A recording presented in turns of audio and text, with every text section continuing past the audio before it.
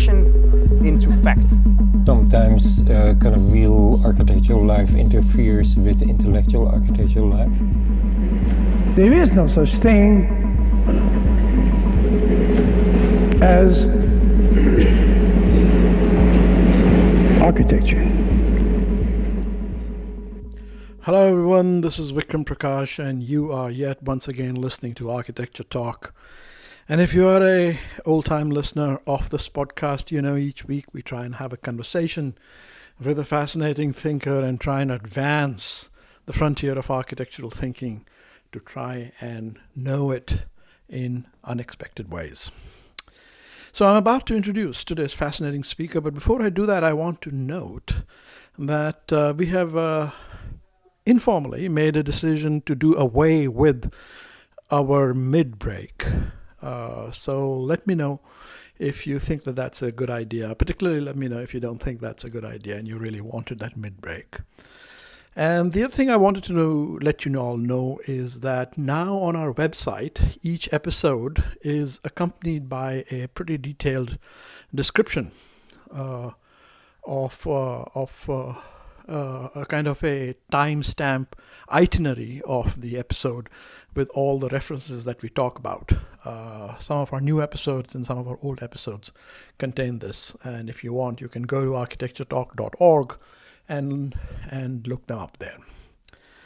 Okay, so moving on. So here we are.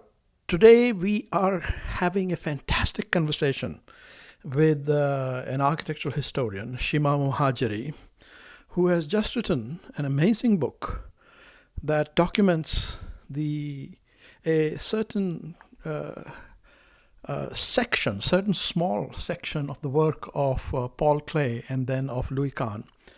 In particular, their engagements with Persia, the miniatures of Persia, and a public project that Louis Kahn was given in the early 70s during the time of the Shah.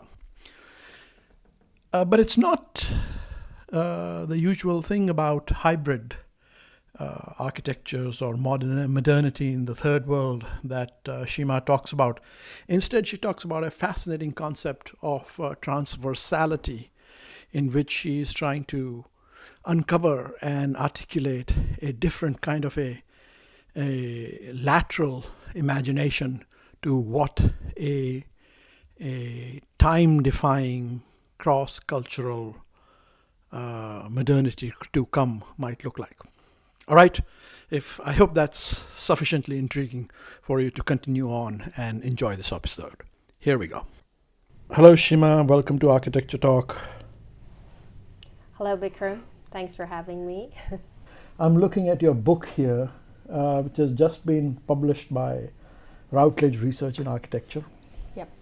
A beautiful book called The Architectures of Transversality. Yes. I like that title. And the subtitle is Paul Klee, Louis Kahn, and the Persian Imagination. Yes. And from the back of the book and your chapters, it seems like one of the things, what you're trying to do is to articulate, I think I read it somewhere in your book, the present project's untimely turn to modernity by no means characterizes an uncritical fascination with the Western project of the Enlightenment and its ideals of progress. Mm-hmm. So it's not simply a fascination with the great march of progress of Western Enlightenment. Rather, it proposes to return not to modernity's mainstreams, but to its hidden currents and estuaries. Hidden currents and estuaries, in order to find a fresh start. Yet, this late transgression and return towards modernity does not indicate a flight from the local realities and practices of modernity in Iran. So it's not an escape route. It's not an escape hatch. Yes. If only we had this, wouldn't that be magical? Mm-hmm. Correct? Yes. That's not what you're arguing. It's not utopian in its scope. No, not at all. Okay, yeah. Great. The question that presses itself upon Iranians today is how to transform their vestigial and unfinished project of modernization into a genuine experience that seizes modernity in the process of becoming, before it is hastily spatialized and historicized into empty and inverted forms. Okay, so this is very intriguing to me, and I'm intrigued by this because obviously I feel there's a sort of an equivalent situation in South Asia and India, particularly its intersection with the modernity through the Nehruvian period and through the work that I have done with Corbusier and the making of Chandigarh, which can be read either as like the Shah's projects of modernization, can be read as a Nehruvian state, nation-state, utopian, Western Enlightenment dedicated project of modernity, and a failed project of modernity in that sense, Right. because it never took the people into account and never sort of integrated and inscribed and wrote a sort of local public social agency into the project. Or potentially, if one wanted, one could read Corbusier, Chandigarh, modernity, because Chandigarh's aesthetic modernity as a site where consciously or unconsciously a kind of aesthetic space is made palpable, if not explicit, by a certain Corbusian reading of India, which foreshadows or sort of opens the path towards another modernity to come. Yes. And I'm asking you, I mean, is that what is this future that you see and think is possible via architecture in the Iran to come? So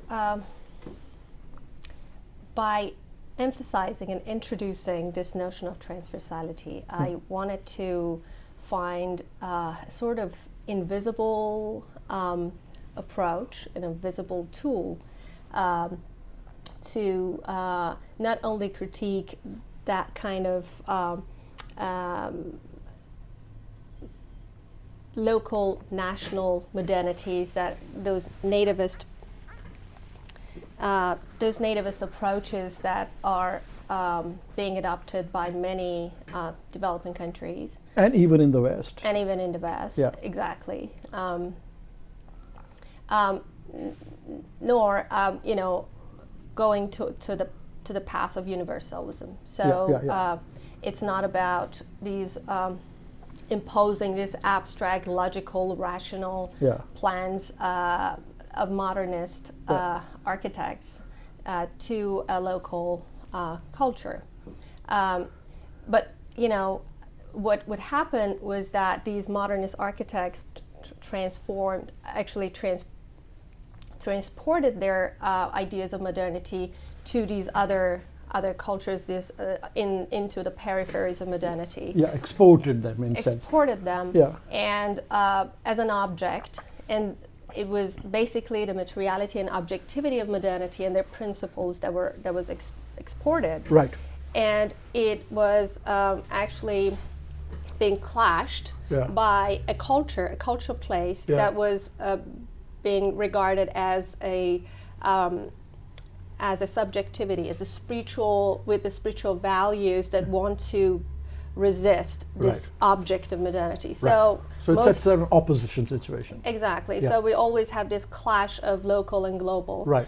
And it's not just that the local culture try to domesticate or transfigure or work with that object that has been traveled to its local context, but there are some voices of resistance. Yeah. So we have all these anti-Western sentiments. Sure. So it's always about the danger of the foreign, the danger of the unknown that is being traveled or even imposed in many cases. Yeah, very often imposed. Yeah. Very often imposed. So we have always this clash, and the thing that many even Western philosophers and theoreticians talk about is this incomplete project of modernity. Right, So even in its Western domain, it has remained incomplete because it has all these problematics of like representation, logic, democracy, developmental history. Yeah. They have all been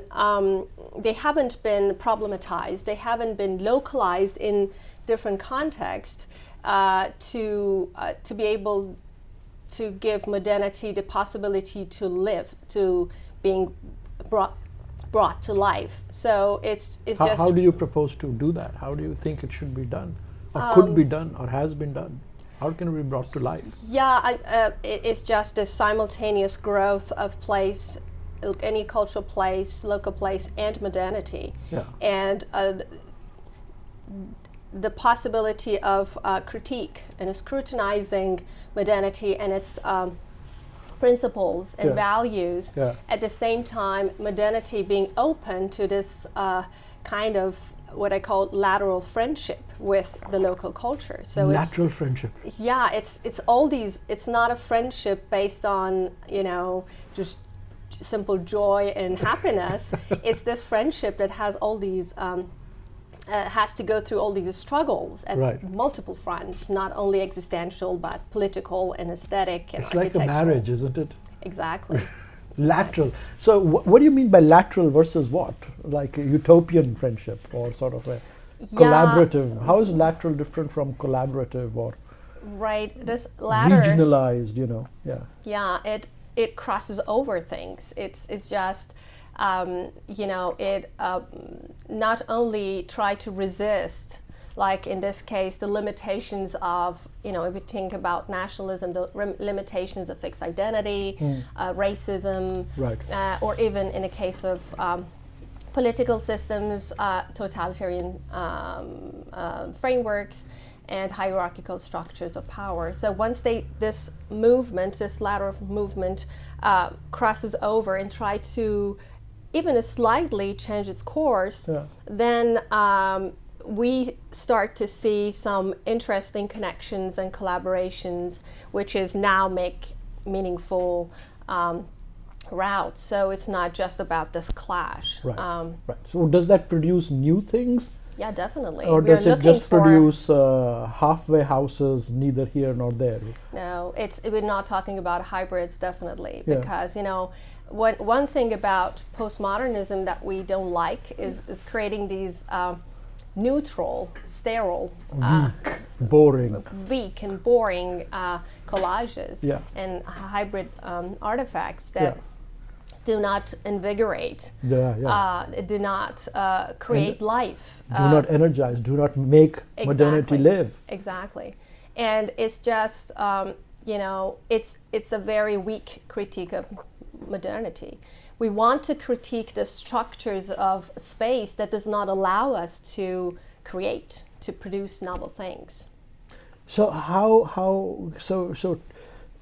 take me down, some of the ways in which invigorating lateral intersections have happened in your book. I know you're particularly looking at the cases of the paintings of Paul Klee and some of the projects of Louis Kahn in Tehran. Right. Tell us about your reading of these or any other cases which you think have this transversality or laterality, invigorating laterality to it. Pick one, your favorite. Right. My favorite is, of course, Paul Klee. Paul Klee. Yes. And after that, Louis Kahn. Okay. That's why I focus on these two figures. Okay. But if we think about Paul Klee, which I came across his series of miniatures by accident as I was doing my research. So what are the miniatures? When did you do them? Tell us about it. Going back to the early 20th century, we have these arrival of Persian miniatures in Europe in many exhibitions, specifically the Masterpieces of Mohammadan Art exhibition in Munich in 1910, this famous exhibition which brought these Oriental, Islamic, Persian artifacts to the European audience, including avant-garde artists. So we know that Paul Klee actually came into contact with these miniatures either through these exhibitions or his membership in the Blue Rider, the artistic group including Kandinsky and Franz Marc. And Klee was actually reading their documents, their exhibition reviews, and Kandinsky's book praising Persian art. And I think the main point of contact happened when he was reading Goethe's West Eastern Divan. And his poetic work, which was philosophical. You do quote Goethe a lot in your book. Yeah, Yeah, exactly. Yeah. And so Goethe's Divan was actually this dialogue with the Persian Sufi Hafez, Okay. his intellectual twin. And he wrote all these poetries, and Klee became fascinated by these poetic lines. And who wrote the Goethe or the Goethe. Yeah, okay. Yes. Sort of in dialogue with the Sufi poet? Yes. Okay. Yes, exactly. So, but they're not contemporaries. The Sufi No. poet has got to be 16th century, right? Yeah. 17th. Earlier, I think. Yeah, even earlier. Earlier, yeah. What happened was that he was looking at these Persian miniatures, and he knew that these miniatures were part of these book manuscripts. It was not just a framed painting in a Western tradition. Yeah. And so he knew that these stories and these interesting figures and color harmonies and linear designs were in correspondence to a message, a poetic line. What he did with his own miniatures was that he read Goethe's Divan and he translated those into visual. Fantastic. In that way, he sort of was doing the same work. Exactly. Complementing Goethe's poetry as the miniature paintings were. Right. Yeah. And so But those miniature paintings in that exhibition of 1910, were they in connection with the Sufi poet that Goethe was? No, not necessarily. Okay, but it was we don't know exact, because there was another museum in Berlin. They had a newly established Islamic art department, and we know for sure from Klee's diaries that he stopped there and he contemplated on that in the Islamic department in the museum. So we know that he loved this small scale, these minute paintings. So he drew a number of paintings between 1916 and 1918, right at the time when he was on duty. So on duty in the for war. the Great War. Yeah.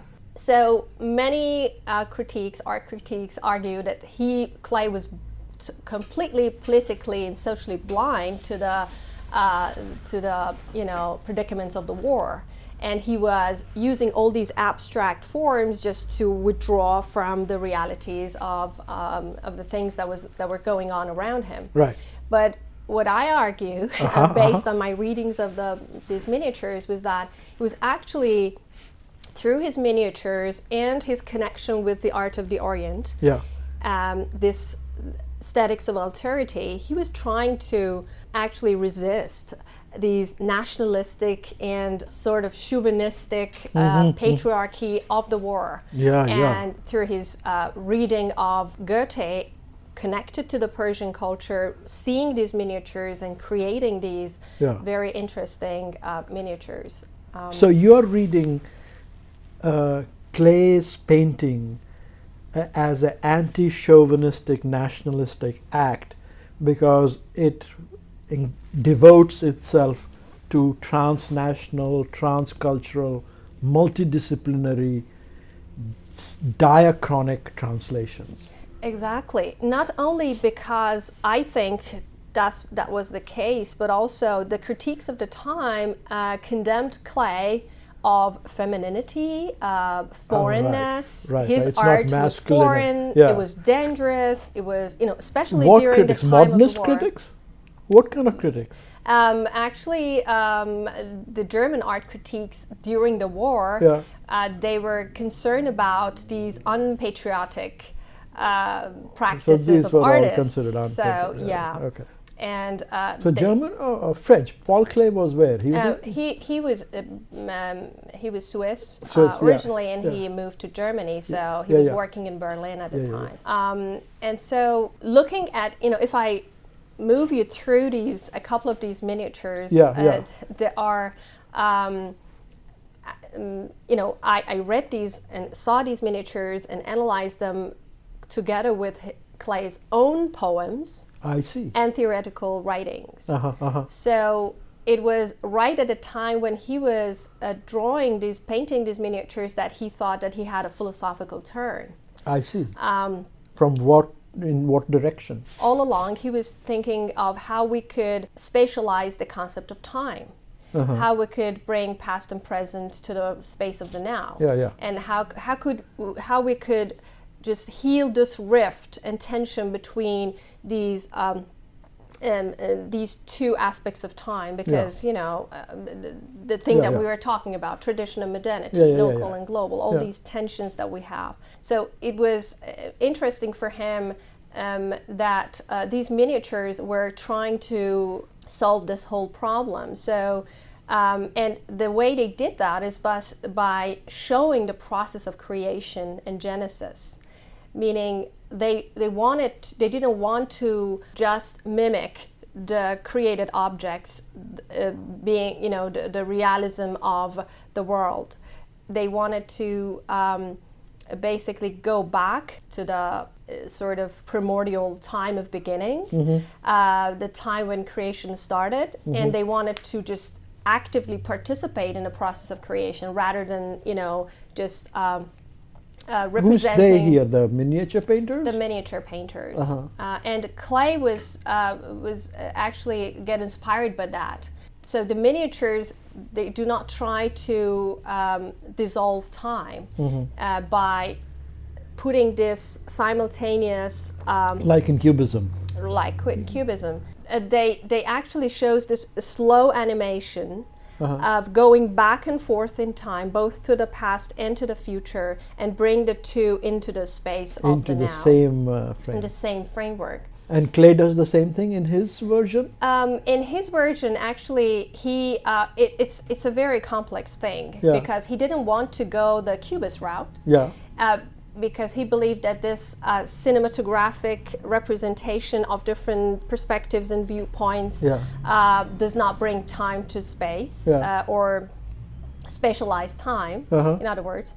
But he actually shows in one of his miniatures, for instance, he actually shows this whole process of creation, showing this simultaneous, not only formal and textual presentations, but also because he believed in not only in the formal simultaneity, but also ethical simultaneity. So for him, this moment, this beginning in time when everything was created, was basically had two powers, the masculine and feminine. So he showed these feminine and masculine forces simultaneous.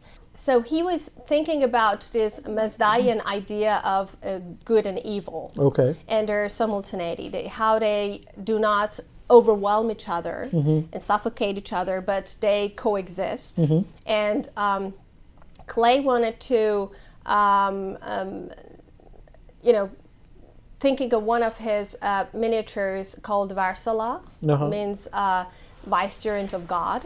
He depicted himself on a scale with a kingly male figure, which is the masculine god, and then a feminine figure, which is pregnant with multiplicity of letters and objects, and these letters are both in Arabic and Latin scripts. And then he placed himself on a scale, looking back at the male figure, and try to actually bring together these two feminine and masculine forces, and sort of take over this responsibility of creation and creativity, and taking it over and try to move forward and create more and more. So, all right, but let's return for a moment to sort of this reading of time, because and what I'm hearing is there's a sort of critique of the Cubist production of time via faceting and fragmentation, which was a critique of standard perspectival Renaissance appropriation of space in on a flat surface, right? But here we have another understanding of time and its production in painting, which is not about more objectivity, which is what faceting in a sense is about, more accurate representation, non-perspectival representation, but sort of more of a simultaneity of time, and kind of a destruction of time as something that's very diachronic, but exists both in its past and future in the present in a certain way. Is that the sort of direction? Yes. And is that the kind of energization of trans-cultural, non-hybridized thinking that you're talking about? Yes, we are very close. Okay. I try to think about other paintings and bring these into our discussion. So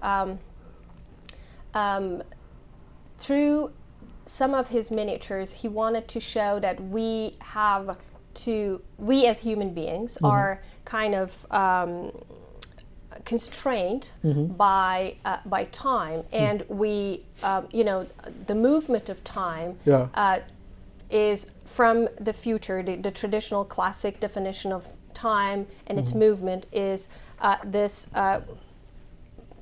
element of time coming toward us in the present from the future and fades in the past. Right. So what Klee was trying to do is just go back, this what he calls the angel of retrograde. history painting. Exactly. Yes, yes. Exactly. Yeah. Exactly. Yeah. He says we as human beings are a half prisoner, half born on wings. Yeah. We are just stuck in this tragic condition. Yeah. And so he wanted to go back and start from the beginning, the point of beginning, the kind of pre-cosmic state, Okay. and then create everything on his own, and then just leap forward into the future instead of waiting for the future possibilities to come toward him. He just wanted to leap forward into Infinite future. Infinite future, which he represented as these cosmic world, this telescopic world into the space and its celestial bodies and everything, and just to embrace his finitude and death. So it's all about these two polarities of, like he calls egg and death. Yeah. And wanted to bring them both into the present and to defeat time by controlling time into the present and just go the reversed So did he succeed? way. I think so. Okay. So in a couple of his miniatures, he is representing this not only the place, the beginning of time and the story of creation in Genesis, and try to solve this division between masculinity and femininity, and stand as a mediator in between these two oppositions. But also he actually shows this space of the subterranean space of the underworld, which is very silent. It's full of matter and energy, and it has this feminine sort of character, this space of the unborn. Right. We are not yet in the world, it's just the pre-cosmic world. And in a number of other paintings, he focused on this space of futurity. Yeah. And again, he, by reference to the Persian poems, the Rose and the Nightingale, and the way the nightingale actually embraces his death for the love of the rose. Right. And the interesting thing for me is how all these are being brought into his well-known painting, The Tutoring Machine. I see, The Tutoring Machine. Right. That's your focus painting. Yes. I see. And you see this as an example of an aesthetic agency in the hands of Paul Klee, of the kind of work that is not hybridized transnational modernity to be making. Yes. Rather than utopic or sort of simple-mindedly local thinking. Yes. if you think about tutoring machine, this is very well represented. This whole notion of transversality and its bringing together of this tradition, this Persian tradition of the idea, this love affair between the nightingale and the rose, these feminine and masculine forces that are kind of dissolved into one piece, and then we have the machine. So in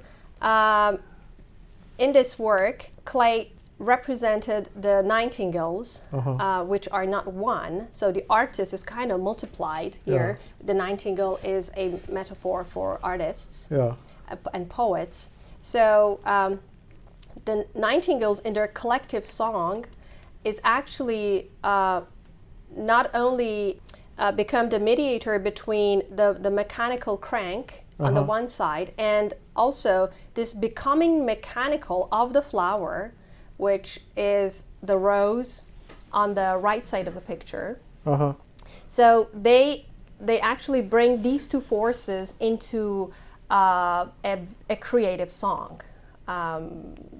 So the machine is tutoring and making sounds and making voices based on bringing together these dualities of the nature and the machine, the kind of historicity and futurity, machine and technological progress toward the future, and the rose as the symbol of history. So and this tradition. is sort of like, this is a magic machine. Yes, definitely. And he wanted to show an auto-functioning machine. There is no agent moving this crank. It's like we are looking at the primordial state of movement. It's like the birds, by their singing, move the crank and move and rotate the flower on its spin and its ovary. I see. So the movement of the engine and the rotation, this is time or space? It is exactly the spatial representation of time, definitely. And the artists are representation of this collective people or culture to come. So we are waiting for this novelty of not only an individual but a collective people to something that's not even an opposition between an individual and a collective. Exactly. And he's describing this, not thinking just about Iran or the non-West or the developing world. This is his sort of aspiration for the world in general. Exactly. And he's particularly given the calamity of World War I. Exactly. It's actually, the tutoring machine was painted during his teaching position at Bauhaus. Oh, really? Oh, yeah, okay. Yeah, and there is another interesting story when, he wanted to get a teaching position at the Stuttgart, but he was denied the position because of his miniatures, and he called this period the tragedy, this condition, the tragedy of the miniatures. So because he was, he unlike the other modernists like Kandinsky and others, he actually wanted to keep and preserve his ornamental decorative aspect in his paintings and his association with the non-West. So that was no good. His work was called mystical, unethical, foreign, and even Jewish. So he was denied the position in the early 20s, and he went on a journey of covering up his Persian sources and Oriental sources, and this whole act of redressal was gave him the position at Bauhaus a few years later. Wow! But he kept this ornamental style and sort of invisible in his work. So the scapegoating of the Oriental, or sort of the non-Western, or the desire for the other, as a necessary precondition to enter into the mythical unification of the Bauhausian mythology. Exactly. But this painting was painted in Bauhaus. You see the tutoring machine, he kept all these miniature related concepts, and just created something. And many people says this is the critique of the age of machine and its artificially reproduced products. But I don't see this as an opposition between the tradition and the organicism and toward against modernity. This is he was trying actually to bring these two forces together to create a new culture, a new worldview, a different worldview. So do you think this kind of work has such a culture come into being anywhere in the world? Yeah, why not? Yeah. Does it exist anywhere? Or is there a sort of a class of aesthetic objects or artistic practices or architectural practices where Klee's aspiration, or is this sort of a latent aspiration in a lot of work, do you think? Yeah, it could be that. That's why I'm very interested to look for other cases to see how these invisible aspects and latent aspects is working in different projects, which has an interesting hidden story. But I believe, as I see in the work of Louis Kahn, this project is not just about architecture. He's thinking about the realities of social and political situation in Iran. And he was trying to create a sort of public space which allows people to express their individuality, but at the same time relating to the contemporary situation, whatever it is. It's a marketplace, it's the political, governmental buildings, or any other sort of institutions in the city. So going back to your question, I think as architects and artists, we can at least even slightly change the course of these diseases that we have in our contemporary world. And if we can, as I will talk later perhaps in terms of Kahn, we can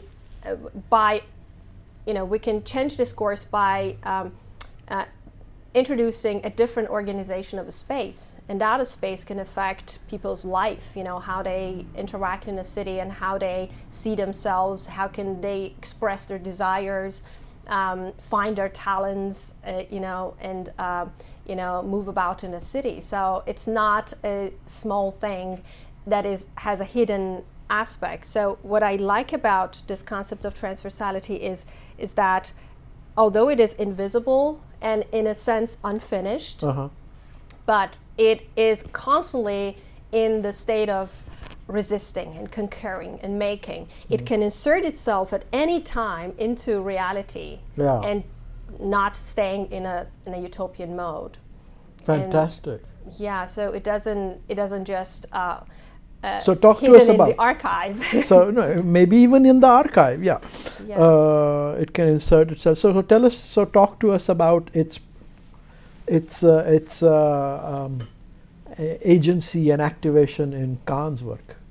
Yeah. So when I was looking at Paul Klee's work, I knew that he is kind of telling me many ideas, giving me many ideas about what transversality is. It can show me, but what if we think about practicing transversality, in the real space, as we call it. So there is a kind of interesting moment in the history of modernism in Iran in the 70s, when many architects, international architects, were invited to come and design buildings and design urban proposals. So Louis Kahn was one of the earliest one who was invited to Iran. How was he invited? Why was he first invited? He participated in a Congress, International Congress of Architects in Isfahan in 1970. And an Iranian local architect, Nader Erdogan, knew him, and he invited him to the Congress. And then 3 years later, Erdogan invited him to come and participate in this large urban project through his acquaintance with the Queen. He was directly invited by the Shah and the Queen, together with Kenzo Tange. So it was a collaborative project.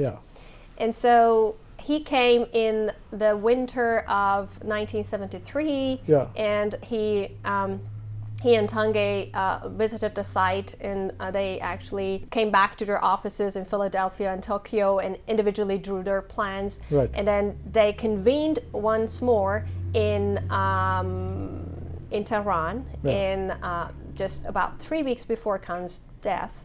And they discussed their aspects of collaboration. They showed each other the plans, and Kahn actually drew the final sketch. And when he returned, actually during another trip from, I think, Bangladesh. One of the things I want to note here is Tange was also working in Nigeria, right? And I know there were Indian modernists working in Tehran at that same time, including B.P. Mathur.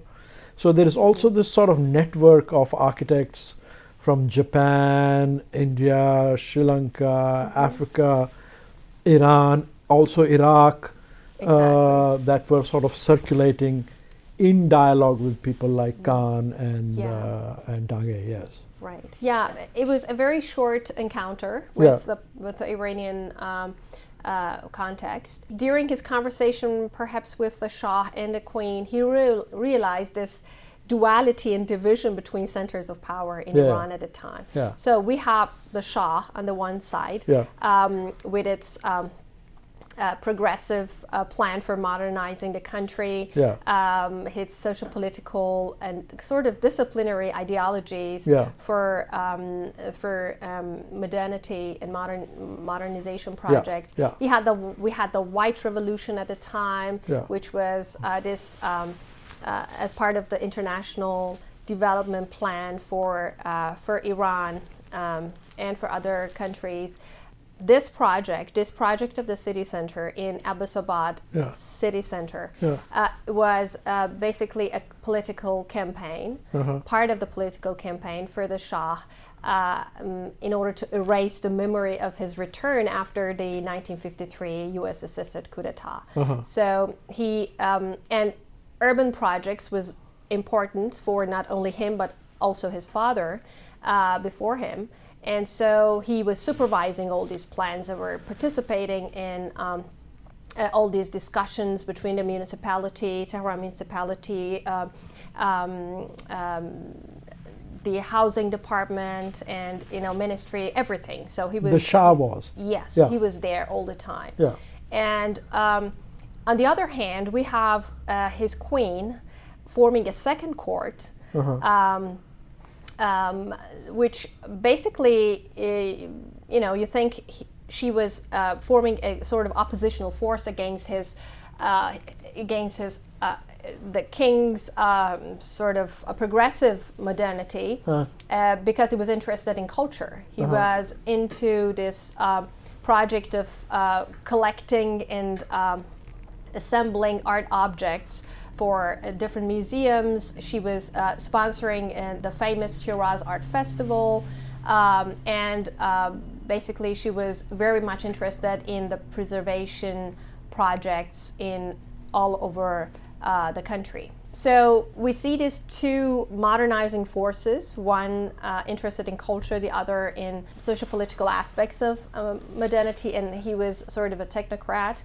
And so and Kahn realized this division from his conversations, and he saw the comprehensive plan for Tehran in the in the International Congress in Isfahan, and he actually knew that what Shah was trying to convey was not really a democratic urban space for the people of Iran. And at the same time, he was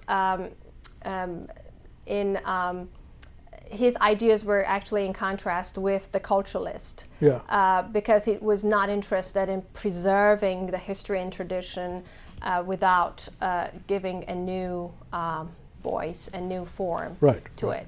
So in his work, he actually dedicated individual areas and fields to the centers of power and culture. And so we have museums and national archives and libraries on top of the plan, embracing the topography. And we come down to another platform, which we have the mosque and the theater and the opera house, which we call the religious art. And then coming down on a third platform, we have a square in Meydan, like the Naqsh Jahan Square in Isfahan. And he actually sent Erdogan, the Iranian architect, to Egypt, to the Valley of Kings and Queens, to see the tomb temples, the Queen Hatshepsut and Deir al-Bahari. And so Erdogan told me this story, and he said, when I was there, Louis Kahn died. And I never knew why I have been sent to Egypt. So as I was looking at the archive and thinking about this project, I saw that he was actually superimposing this tripartite layers from private to public, from silent spaces to light and more public spaces, superimposed this onto the Meydan in Isfahan. I see. And so the cultural center becomes this tripartite layers. As you move from the more silent spaces of the archives and the museum into the second courtyard, your kind of urban participation increases until you are in the last large square and forum. The next part is actually the center for power, these governmental buildings and the marketplace, everything related to business, and the banks, and also an important station, a metro station, and parking garages, etc. So in his earlier diagrams, we see that he was actually putting the center of culture, center of power, and the city hall on a triangular configuration. Like in America, sort of the three wings of power, Exactly. Yeah. And then we have this space of public in the middle. The final sketch just opens up. Put the center of culture on top, the center of power below, and we have the space of the public in the middle as a threshold.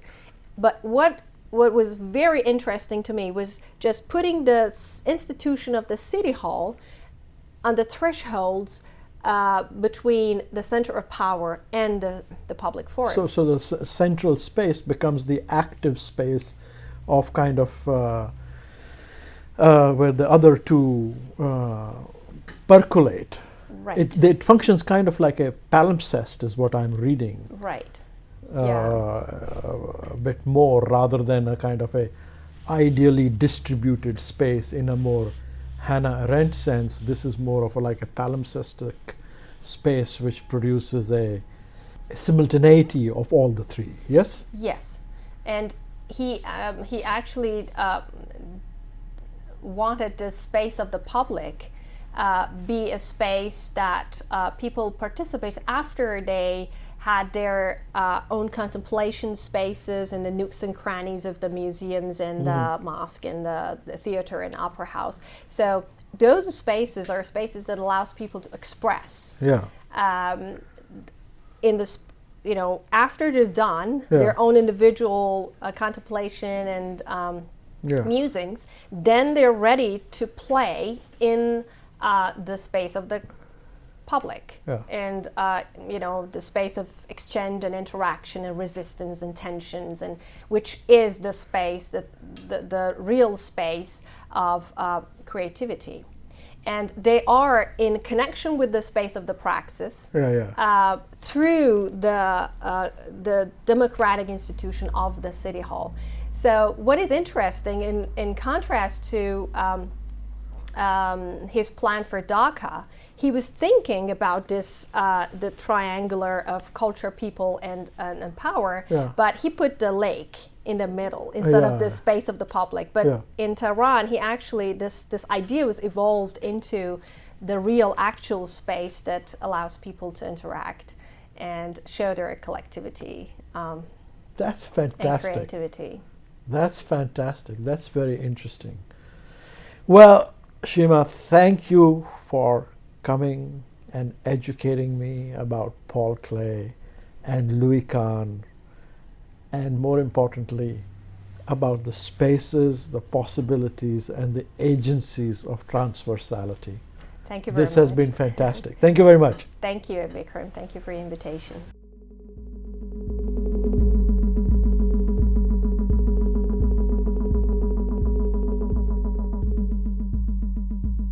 Thank you for listening to Architecture Talk. This is Vikram Prakash, your host, and our producer is the one and only Sammy Prouty, a graduate student of architecture here at the University of Washington in Seattle.